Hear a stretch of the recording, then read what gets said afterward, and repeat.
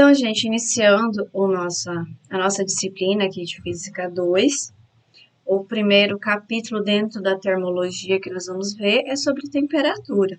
Então, nós vamos aprender o que é a temperatura, alguns conceitos que a gente tem que ter para desenvolver aqui as nossas atividades, as escalas de temperatura, como que a gente transfere de uma escala para outra, e o que é a temperatura absoluta, tá?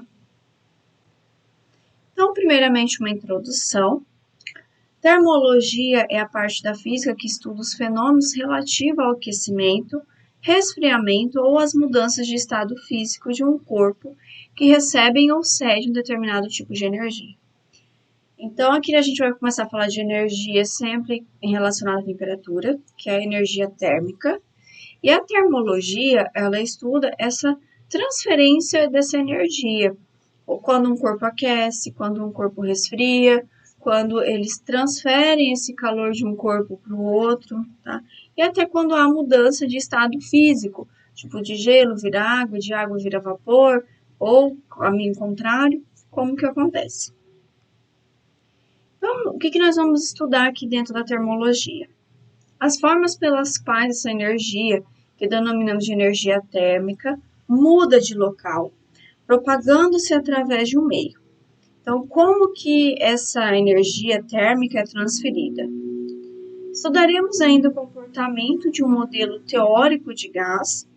Quando a gente vai falar de gás nobre, de gás perfeito, a gente vai estar estudando como esse gás se comporta, que gás sofre o efeito não só da temperatura, mas da pressão, do volume. Então, são várias incógnitas aí relacionadas. Então, como que ele se comporta? E, dentre outras coisas, a gente vai estudar a relação existente entre energia térmica e energia mecânica. Então, lá na Física 1, vocês estudaram energias mecânicas.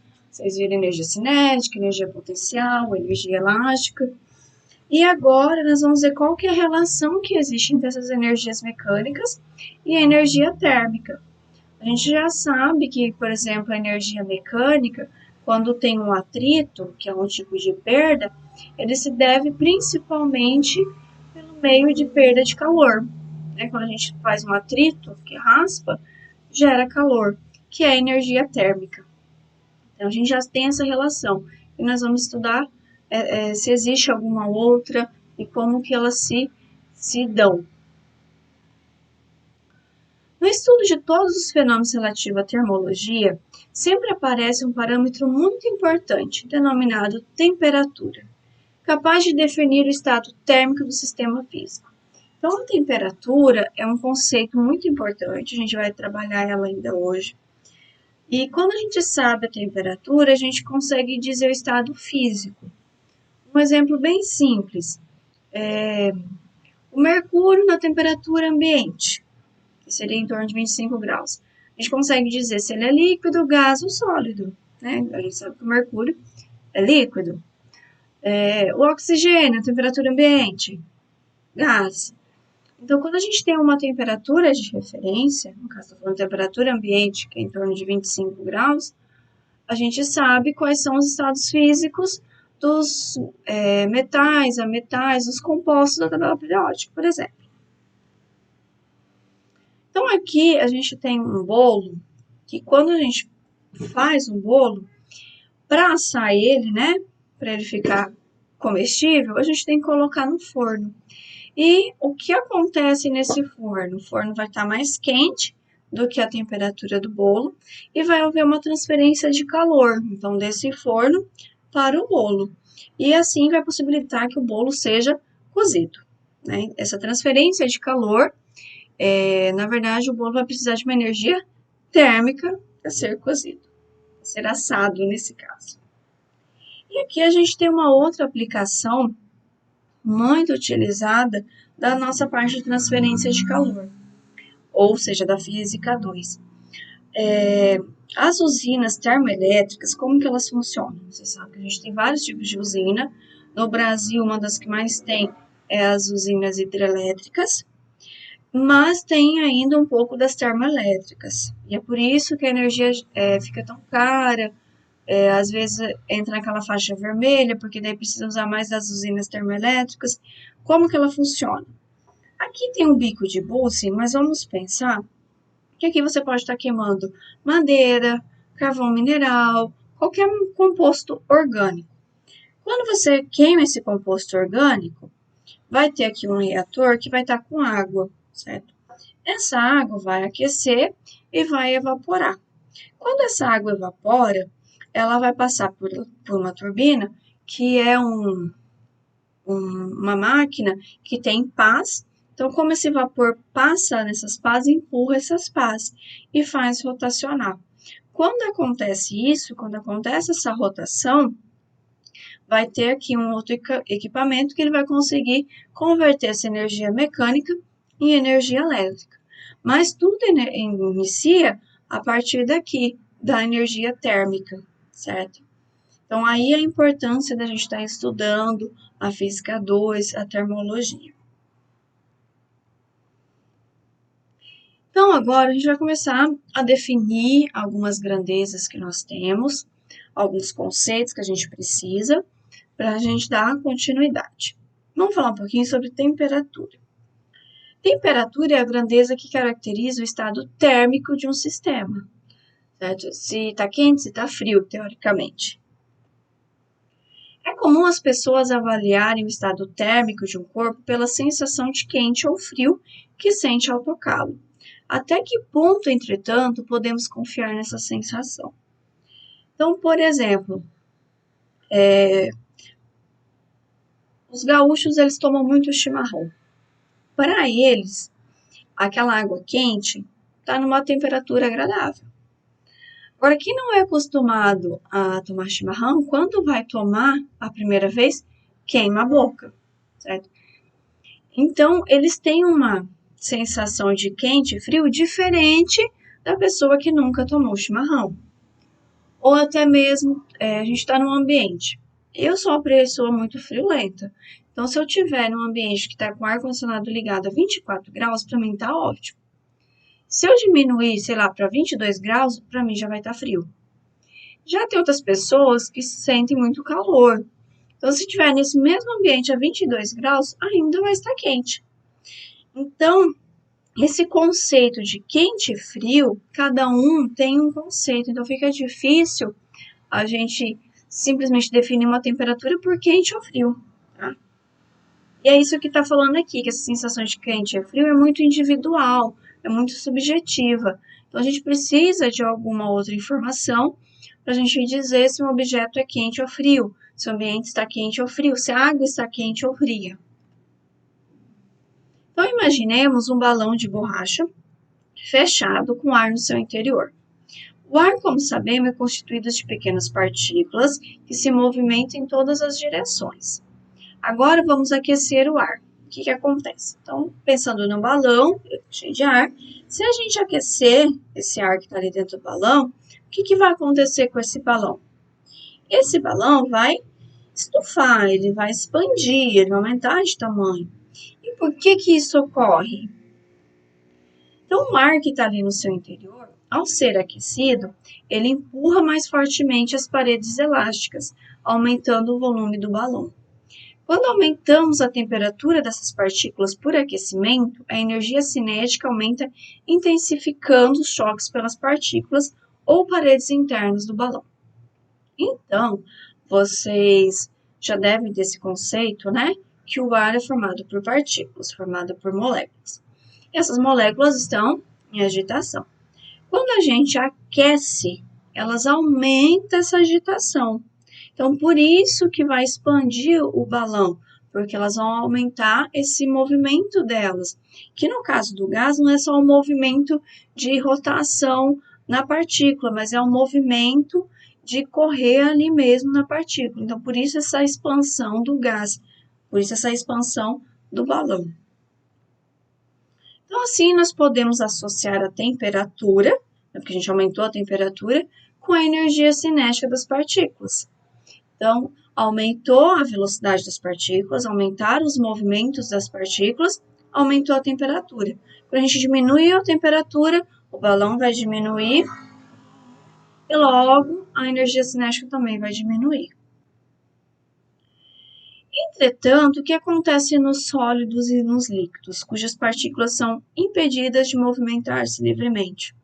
Então, vocês sabem já, né, vocês têm esse conceito que em sólido e líquido as partículas estão mais próximas.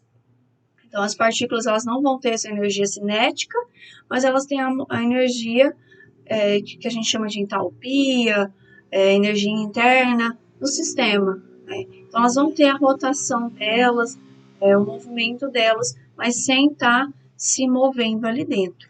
Tá? É isso que está falando ali, que também tem uma agitação. Então, por exemplo, o recipiente 1 com relação ao recipiente 2, se a gente tiver, por exemplo, o mesmo gás ali dentro, a gente pode observar, que parece que a partícula 1 está se movendo mais lentamente do que a partícula 2. Então, a gente pode dizer que a temperatura do recipiente 1 é menor do que a temperatura do recipiente 2, que há mais movimento no recipiente 2. Agora, falando um pouco sobre equilíbrio térmico. Suponha que um assado recém-saído do forno e um refrigerante de uma geladeira sejam colocados sobre a mesa. Após alguns minutos, observamos que ambos atingem a temperatura do ambiente. Assim, o assado esfriou e o refrigerante esquentou. Os corpos mais quentes fornecem parte da energia de agitação das suas partículas para o corpo mais frio. Assim, os mais quentes esfriam e os mais frios aquecem, até que seus estados térmicos, ou seja, suas temperaturas, fiquem iguais. Então, dizemos que os corpos atingem o equilíbrio térmico. Se você pegar um objeto quente, né? Acabei de tirar lá do fogo, e eu colocar aqui, com o tempo, ele vai ficar na mesma temperatura do ambiente. Quando esse objeto ficou na mesma temperatura do ambiente, entrou no equilíbrio térmico. Mesma coisa se eu pegar ali o exemplo do refrigerante gelado, peguei da geladeira e deixei aqui. Ele vai esquentar até ele alcançar a mesma temperatura ambiente e alcançar o equilíbrio térmico, tá? E aqui fica interessante a gente destacar os corpos quentes fornecem parte da energia da sua agitação para os corpos mais frios. Então, a energia térmica, gente, o calor, vamos falar assim, ele é sempre transmitido do mais quente para o mais frio, tá? Então, fica errado a gente dizer que um corpo é quente e outro corpo é frio. Na verdade, não. Esquece essa parte aí. Mas, continuando aqui, esse conceito, sempre o calor é transferido do mais quente para o mais frio. Então, sempre se eu colocar o salgado e o refrigerante junto e fechar ali, o salgado vai transmitir calor para o refrigerante, tá? Dois ou mais sistemas físicos estão em equilíbrio entre si quando as suas temperaturas são iguais. Então, quando a temperatura ficou igual, peguei o salgado e refrigerante, salgado quente, refrigerante frio, coloquei numa caixinha bem fechadinha e eles vão transmitir calor. Até que momento? Até que a temperatura do salgado e do refrigerante estejam iguais. Se eu colocar no ambiente, eles vão se igualar com a temperatura do ambiente, tá? Mas isso vai ser equilíbrio térmico, quando o objeto e o sistema estão na mesma temperatura. Então, aqui tem um exemplo simples, né? Que a gente pode estar colocando a água quente, a água fria, tá? Misturando as duas, a gente vai formar uma água morna, né? Então, essa água morna seria o equilíbrio térmico. E é isso que está falando aqui. E aqui fica interessante, eu trouxe esse desenho para a gente entender. A gente tem um corpo quente, aqui representado por vermelho, então a temperatura dele está lá em cima. E aqui a gente tem um corpo frio, que a temperatura está lá embaixo. Quando a gente encosta os dois, começa essa transferência de temperatura do quente para o frio. Por isso essa seta nessa direção, sempre o quente para o frio. Então, o que a gente observa? O quente está aqui em cima, o frio está lá embaixo. Quando a gente encosta, o meio vai estar na metade, certo? Com o passar do tempo, esse objeto ficou tudo na mesma temperatura. Então, o que era quente ficou no meio, o que era frio ficou no meio, que é a mesma temperatura, então aqui a gente atingiu um equilíbrio químico. E sobre medição de temperatura? Você deve ter percebido que não temos condições de medir diretamente a energia de agitação das moléculas de um corpo. Então, a gente pode fazer como para a gente avaliar essa temperatura que está? É simples, a gente pode usar uma forma indireta, que nós chamamos, então, esse equipamento, esse corpo de termômetro, né? E se vocês já estão cansados de saber, de ver, principalmente agora com a pandemia. O mais conhecido dos termômetros é o termômetro de mercúrio. Então, como que ele funciona? Aqui está o bulbo do termômetro de mercúrio, que é aquele que vocês vão colocar, por exemplo, embaixo do braço, e vai ter uma quantidade de mercúrio aqui dentro. O mercúrio é uma substância que ela dilata muito fácil com a temperatura. Então, quando você coloca ali para medir a temperatura, ele vai dilatar. Isso daqui seria como os gases, né? Ele faz uma dilatação. Então, o mercúrio vai andar para cima ou para baixo, certo? Dependendo se a temperatura estiver alta ou baixa. Um outro termômetro, que é muito utilizado para medir temperatura de bebês, que é mais difícil você ficar deixando lá o termômetro de mercúrio, é o termômetro por infravermelho, certo? Atualmente ele também é muito usado devido à pandemia, os que a gente encontra, por exemplo, em shopping, quando a gente vai lá e eles medem em algumas lojas, é esse por infravermelho. Como que funciona, né? Ele não é necessidade de você encostar o aparelho em você, ele pode funcionar com alguns centímetros da pele, e a temperatura vai ser registrada em poucos instantes. Ele vai receber uma radiação na faixa do infravermelho. Já tinha até destacado aqui involuntariamente, mas ele vai receber essa radiação da pele numa faixa, no comprimento de onda, que a gente vai trabalhar isso daí, mas é um comprimento de onda que a gente chama de infravermelho. E ele vai emitir, dependendo do comprimento de onda, ele vai falar se a temperatura está alta ou está baixa, tá? Ele consegue, pelo comprimento de onda, estabelecer a temperatura da pessoa.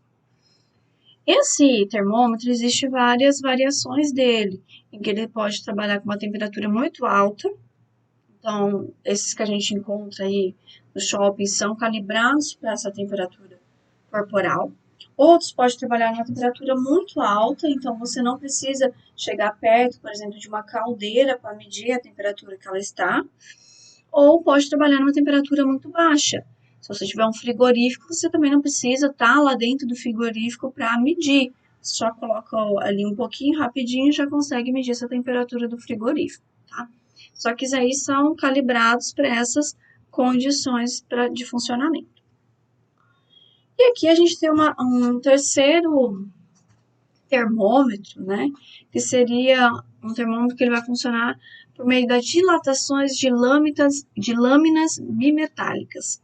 Então, aqui tem um desenho, a pessoa colocou esse termômetro aqui numa ave, e ele vai, conforme a temperatura, fazer rotacionar essa seta para a direita ou para a esquerda e vai dar a temperatura, no caso da ave. Ele também é muito utilizado em fornos, certo? E como que ele funciona? Ele tem duas lâminas, uma de um lado e uma de outro. Quando você coloca lâminas diferentes com metais diferentes, a dilatação térmica dos metais são diferentes. Então, igual eu comentei do mercúrio, ele dilata muito fácil. Então, tem metais que dilatam muito e tem metais que dilatam menos com a temperatura. E isso vai fazer o quê? A lâmina vai acabar se curvando. Um metal que dilata mais, ele, por exemplo, está por baixo, ó. Que daí, a hora que ele dilatou, ele vai aumentar de tamanho. E o outro não vai. Ele vai continuar o mesmo tamanho. E conforme essa diferença de dilatação entre um metal e outro, é que vai apontar a seta. Então, se você tem muita diferença, vai ser uma temperatura alta. Se tem pouca diferença, vai dilatar menos, vai entortar menos, você tem uma temperatura menor, tá? Esse termômetro também tem variações dependendo da necessidade de onde você vai utilizar, né? Você pode estar utilizando um forno de cozinha, você pode estar utilizando numa mufla, né, no forno mufla que chega aí 1.200, 1.400 graus, depende da necessidade. Falar um pouquinho sobre as equações térmicas, tá? Então, eu não vou ficar me aprofundando aqui, mas quando a gente fala de equações térmicas, existe uma boa aproximação das equações feitas por esses termômetros com equações do primeiro grau. Então, você já deve ter visto uma matemática básica, vocês devem ter visto a função de primeiro grau, que teoricamente y é igual a x mais b. E o que é y? Seria a nossa grandeza térmica, que no caso é o nosso G, e o x seria a nossa temperatura. Então, a nossa grandeza térmica, ela vai ser igual a uma constante A, vezes a temperatura, mais uma constante B. Essa constante A e B vai depender do termômetro, tá? Então, se é um termômetro de mercúrio, existem alguns termômetros com alguns outros metais, com álcool, por exemplo. Então, vai depender de cada termômetro, vai ser a grandeza termométrica. Essa grandeza termométrica seria a escala ali que vai aumentar, tá? Então, falando de escala termométrica. Então, a escala termométrica é um conjunto de valores numéricos em que cada valor está associado a uma determinada temperatura. Seria, por exemplo, falando de graus Celsius, a variação de 1 para 2 graus Celsius, de 10 para 11, por exemplo. Tá? Isso é a escala termométrica. Se, por exemplo, a temperatura do sistema A é representada no valor de 50 e a do sistema B no valor de 20, na mesma escala termométrica, então com o mesmo termômetro, isso significa que o A está mais quente que o B. Ele tem um nível energético maior do que o sistema B. Então, os valores numéricos de uma escala termométrica são obtidos a partir de dois valores atribuídos previamente a dois estados térmicos de referência, bem definidos, que são denominados pontos fixos. Então, quando você pega um termômetro, esse termômetro sempre vai ter os pontos fixos, o menor e o maior. E a partir disso você vai fazendo as escalas, tá? Quando a gente está falando de graus Celsius, a gente já tem isso bem estabelecido. Mesmo que o nosso termômetro vai, sei lá, de 0 a 25 graus, vai de 10 a 50, é um valor fixo, tá? 1 grau Celsius é 1 grau Celsius.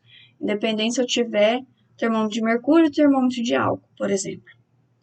E o que são esses pontos fixos?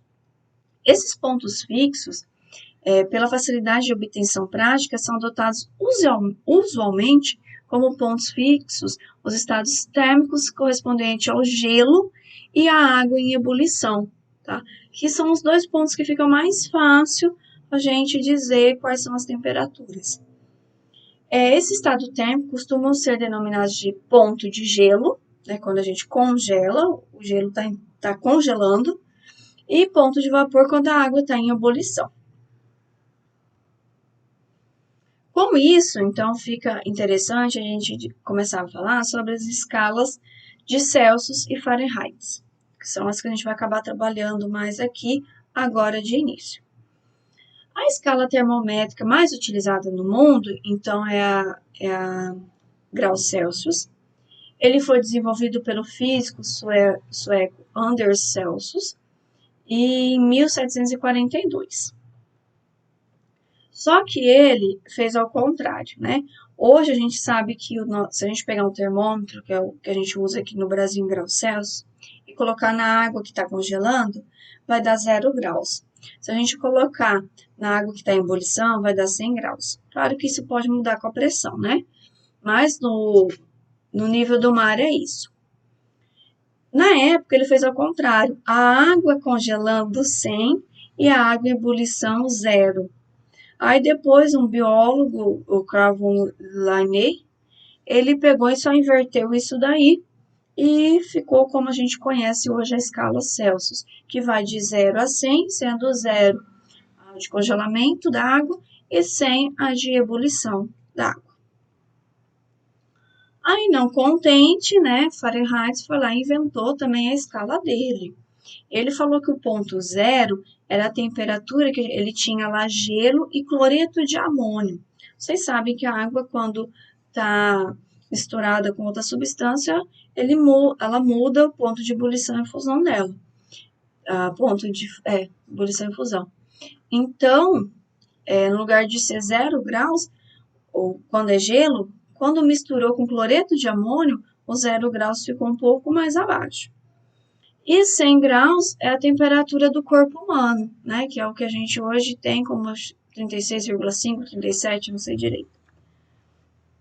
Quando ele passou isso para a escala, ele descobriu que seriam 32 graus o ponto de gelo, né, quando eu coloco em gelo, e o ponto de vapor, 212. Né, quando ele fez a escala dele, quando tem só gelo, né, que está tendo a fusão, ele descobriu que é 32 graus, e quando a água entra em fusão, 212.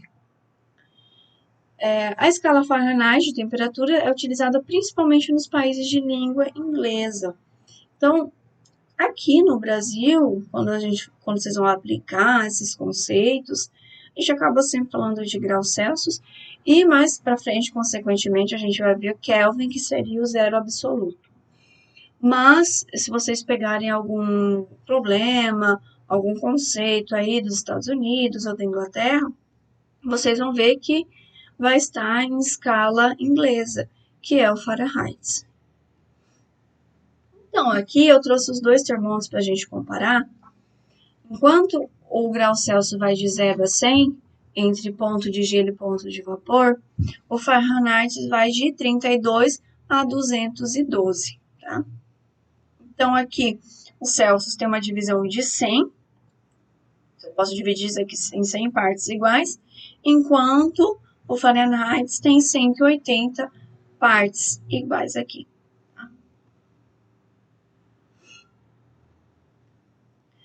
Só para enfatizar, então a gente tem graus Celsius, que é escrito assim, e graus Fahrenheit, que é escrito assim, tá? Sempre a gente vai escrever o número, dar um espaço, a bolinha e o símbolo.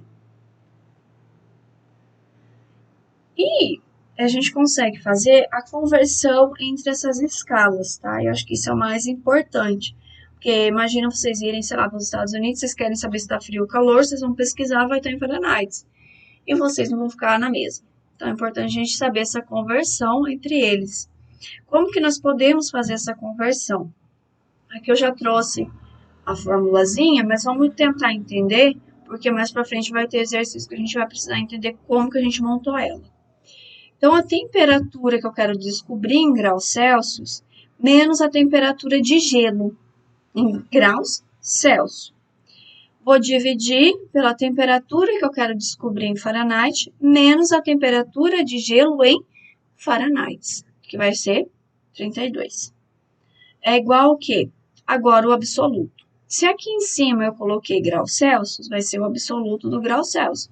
Quando eu falo absoluto aqui, gente, eu estou me referindo o maior, o de fusão, o de ebulição menos o de gelo. E aqui, dividido pelo de ebulição menos o de gelo para o Fahrenheit. Tá? Então, por exemplo, coloquei Celsius e Fahrenheit. Celsius em cima, Fahrenheit embaixo. Aqui na frente, Celsius em cima e Fahrenheit embaixo. Tá? Cuidado para não se confundir aqui, senão vai virar uma bagunça.